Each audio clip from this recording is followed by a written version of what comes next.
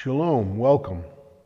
Thank you for joining me as we take a deeper look at the concept that we began in our quarterly newsletter, our spring newsletter, that deals with rebirth into a higher state of consciousness, and what can be associated with this rebirth. We look more deeply at fear and anxiety as we step into a higher state of consciousness. The concept of fear, especially as related to spiritual growth and understanding, can be very confusing and is often misunderstood. So we're going to look more deeply at this concept of fear as it is taught in our Semitic tradition, in the Torah and the Tanakh, and from the Kabbalists or the mystics of the Semitic tradition. In the Torah and the Tanakh, the two words that are often translated into English as fear are pachad and yirah, but they both have vastly different meanings. And from a religious sense, for religious folks, are often misunderstood completely, causing a lot of suffering and pain. So we're going to look at these more deeply and see if we can't parcel out the difference between the two in our experiences and what they might mean to us and how we can embrace the positive and let go of the negative. So if we look at the word pachad, and that is the fear that we have and that we most associate with anxiety and negativity. So we're going to associate that with our lower self, our more ego-driven self. And the word yirah, for our higher self, our more spiritual self. And I'm going to divide, for the sake of simplicity, our experience with fear into 4 different categories. And I'll start with the lowest category, what I feel is the lowest category. This is the fear that I mentioned in the newsletter that Yoda of Star Wars says is from the dark side, and that this fear begins with anger and turns to hate and leads to suffering and brings us to the dark side. And this fear is a fear that we have of things and people that are different from us. And somehow we feel threatened by them in some way, shape, or form because they're different from us. Perhaps they have a different ideology, a different religion, a different God, maybe they have a different sex or a sexual orientation, or perhaps they look different in some way. And we allow that difference to fester into judgment. So the beginnings of this type of fear is illusion. And the seeds of this fear is judgment. And as Yoda says, it begins this way, and then it turns itself into anger as we feel threatened by that which is different from us. And then it turns into hate, and then that hate will turn into suffering. This is the type of fear that we all are subject to and we all can experience, but we must reject. This is a red light fear. Throughout history, a lot of suffering has been caused by this type of fear. We just had the experience of Passover in this spring season, and here was a Pharaoh who was consumed with this fear. Josephus, who was a historian, great Hebrew historian of that time, said that there was a great uprising of nationalism within the Pharaoh and within the Egyptians, and they felt like the Semitic people were a threat to them, and they feared them. They feared that they might overcome them.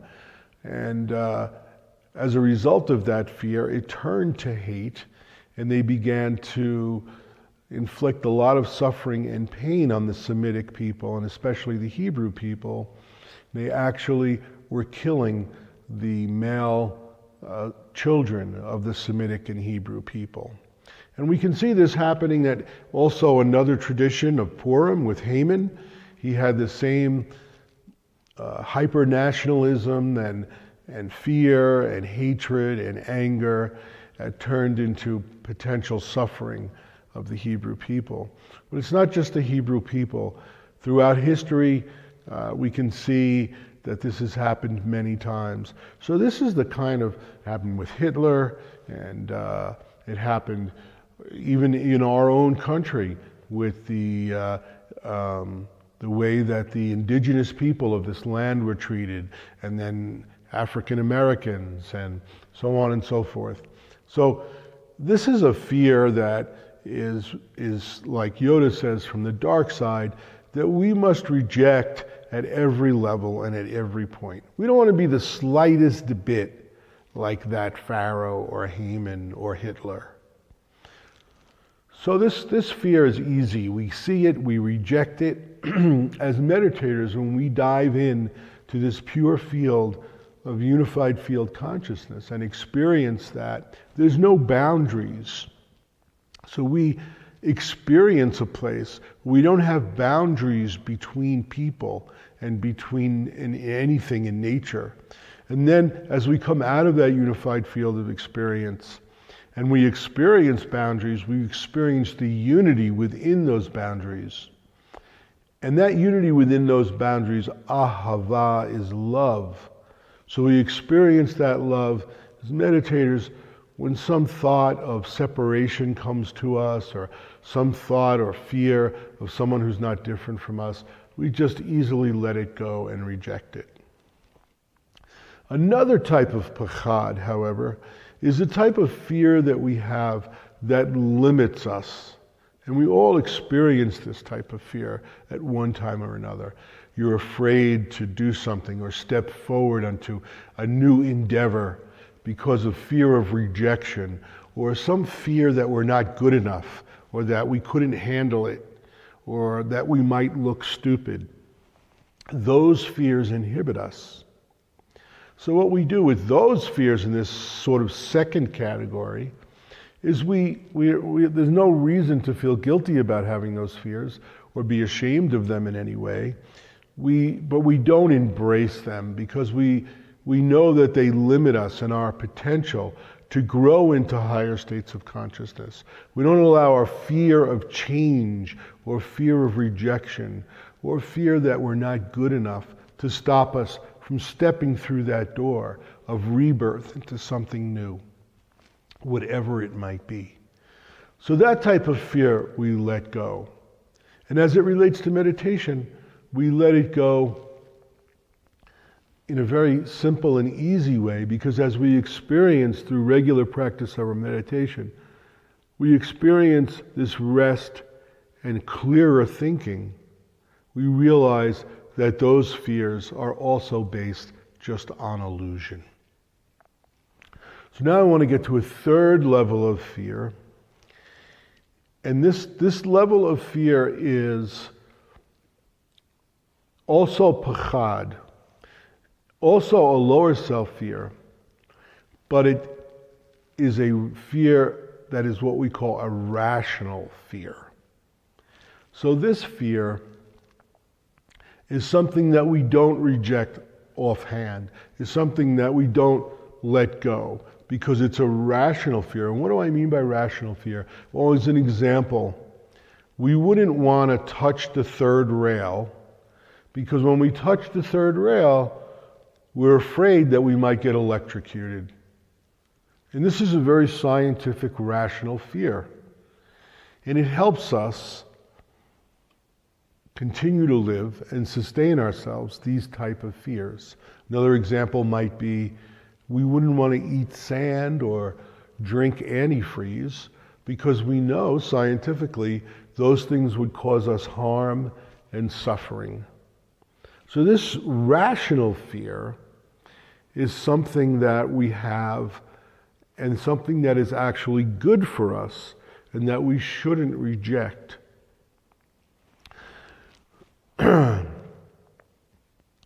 back in the day when I was studying with Maharishi Mahesh Yogi, he was giving a class one day, and he was talking about various human characteristics.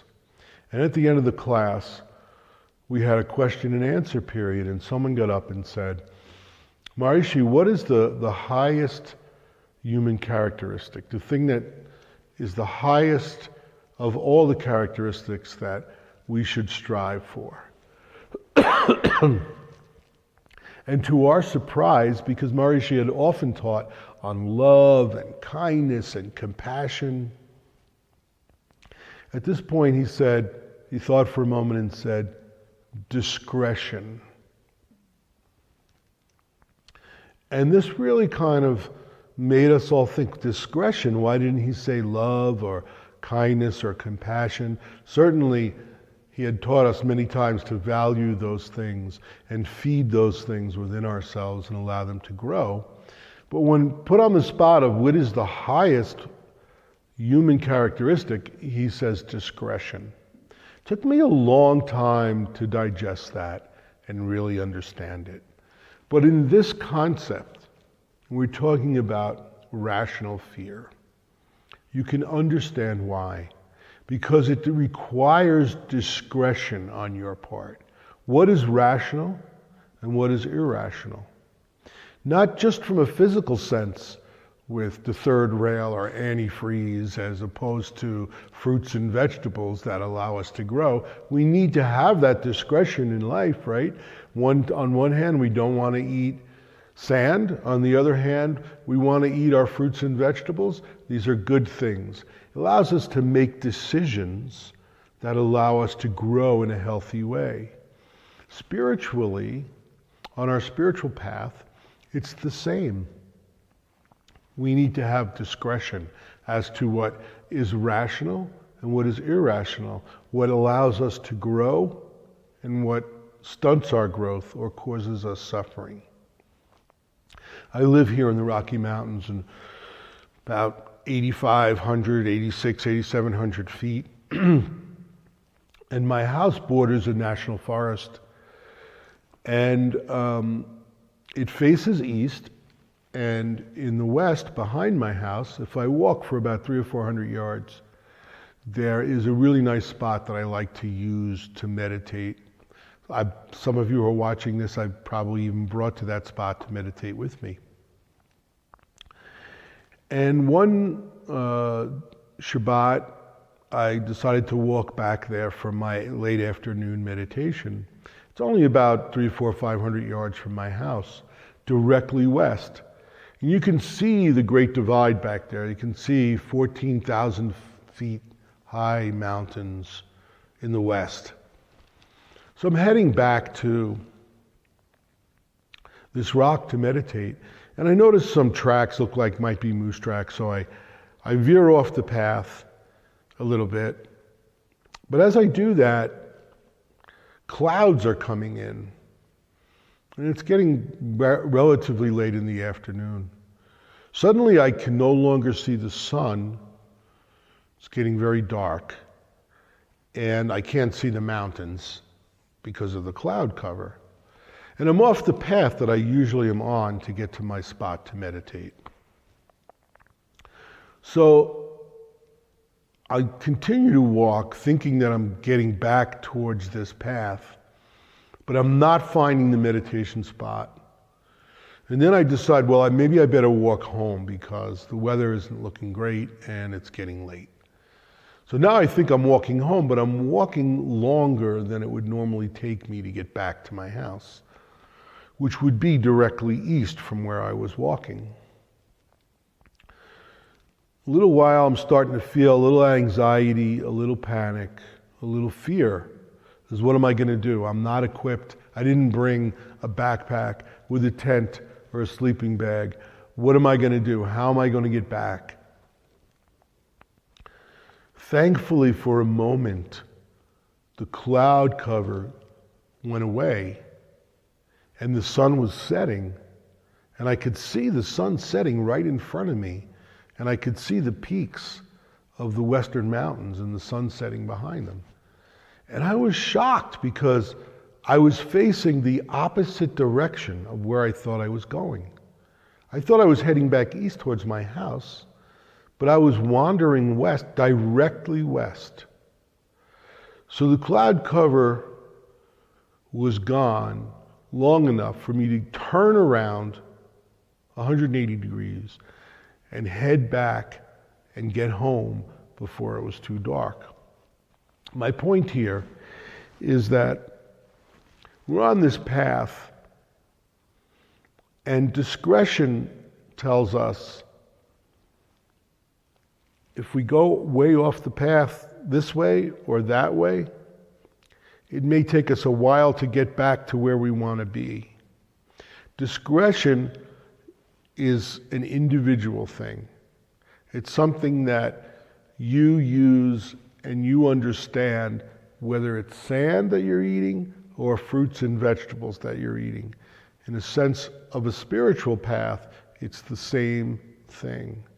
Your experience tells you, when I have kindness and compassion and love, I get closer, and I have an experience of higher consciousness. It's sort of like you're feeding your higher self. When I choose to have hatred in my heart and anger and a negative fear, then I am getting off this path and I'm in a lower state of consciousness. And the further down that road you go, the further away it is and the harder it is to come back. So a rational fear, in this category of which I speak now, is I want to move, spiritually I want to move towards a higher state of consciousness. So a rational fear would be, I don't want to get off the path of kindness and compassion into the path of harsh judgment, fear, and anger, because it causes me suffering and it prevents me from being able to experience higher consciousness. So this is a rational fear, and it's something that we can embrace, but it's something we need to be mindful of and always be sort of like checking for ourselves, because it's easy for us to limit ourselves with irrational fear and call it rational fear. So we always check and use our discretion. And as meditators, it becomes clearer and clearer to us what is sand and what is fruits and vegetables. And we choose fruits and vegetables because it brings us joy and happiness and allows us to experience this rebirth. So the last category of fear I'd like to go to is the higher self type of fear that is described in the Torah and the Tanakh as yirah. This is completely misunderstood by a lot of religions and religious folks, because the Torah or the Tanakh will say, like for example in Proverbs 9:10, it says, "The fear of the Lord is the beginning of wisdom." Okay, the fear of the Lord is the beginning of wisdom. That is yirah, and if it's translated into fear, people think, I'm going to be afraid of God or divine energy, and that will bring me wisdom. And there's this whole narrative and whole concept that's developed of a God that we need to fear who is out to punish us. And it's very contradictory, because on the one hand, we'll say, God is all loving and he loves us unconditionally. On the other hand, we'll say, unless we don't love him back the way he wants us to, then we're damned to hell and torture for eternity. That doesn't make any sense, and we need to reject that notion completely. What is this yirah? What type of quote unquote fear is this? Well, it's not really fear at all. But there's really no good English word that describes it completely. I think the best word might be awe. But if we think of it in terms of metaphors, and no metaphor is perfect, we can understand it better. When Proverbs says, the fear of the Lord is the beginning of wisdom, wisdom, chachmah, is a higher state of consciousness. It's one of the 10 Sephirot in higher states of consciousness. So what Proverbs is saying is, when we begin to experience a higher state of consciousness, like chachmah, which brings us back in full circle to what we began to talk about.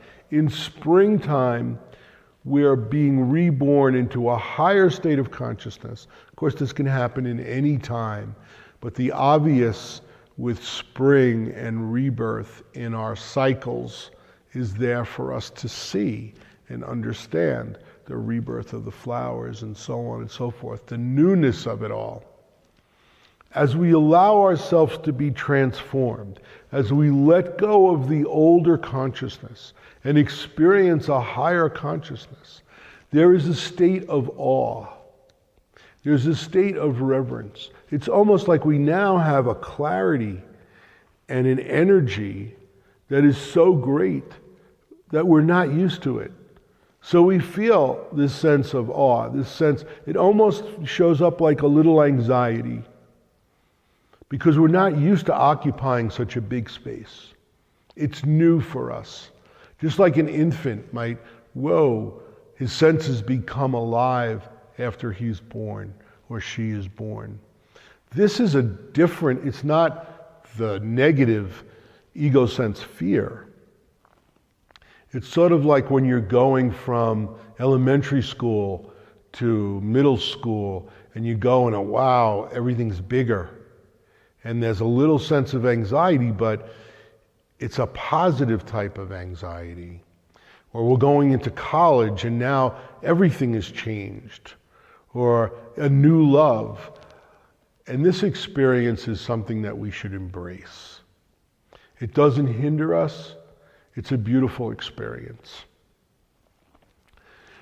The prophet Isaiah in the Tanakh, in chapter 11, the second verse, talks about the experience of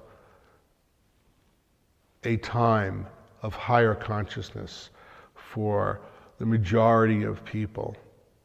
Talks about the wisdom and understanding that will rest upon these folks in a higher state of consciousness. And at the end of the description, that includes the characters of the Sephirot, of wisdom and understanding and knowledge. He also says, and fear of the Lord will be our delight. So that's yirah. That's that fear. It's actually a delight. It's an experience that brings us to more and more happiness and bliss. So in that sense, we reject the notion that fear of the Lord has to do with some type of punishment. What we do is we embrace this fear as not a fear of punishment, but this newness and awe and excitement that has some anxiety associated with it. Last night I was babysitting for my beautiful grandson, cutest of all, and his name is Asher, and of course all my grandchildren are the beautifulest, kindest, loving of all, but every grandparent would say that. He brings me this book. He says, "Papu, read me this book." And the book is What Was I Scared About by Dr. Seuss. Why was I so scared? And it's about the narrator. he experiences seeing empty pants. And he's scared of the empty pants. So I'm going to recommend that you read this Dr. Seuss book to have a greater understanding of what I'm talking about, and especially read it to your grandchildren.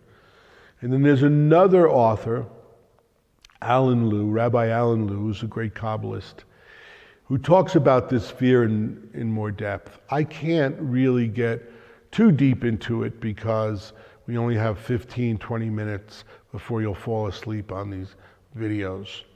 So one of his books is called Be Still and Get Going, but he discusses this in most of his books, so that's something else that can be read. So I hope this is helpful to you, and I hope that that as meditators we can go forth and let go of these negative understandings about fear and fear of the Lord, and let go of negative fears because we don't understand one another, or we're different from one another, or we have different beliefs than one another. Let go of those fears that inhibit us because we think we're not good enough, or how people might reject us. These are all based in illusion. And that we could embrace yirah, which is the awe and the excitement and that little bit of anxiety of stepping into something new. We can embrace those things, and we can have the transformation that we so richly deserve, and the love and experience of our true divine nature. Thank you and shalom.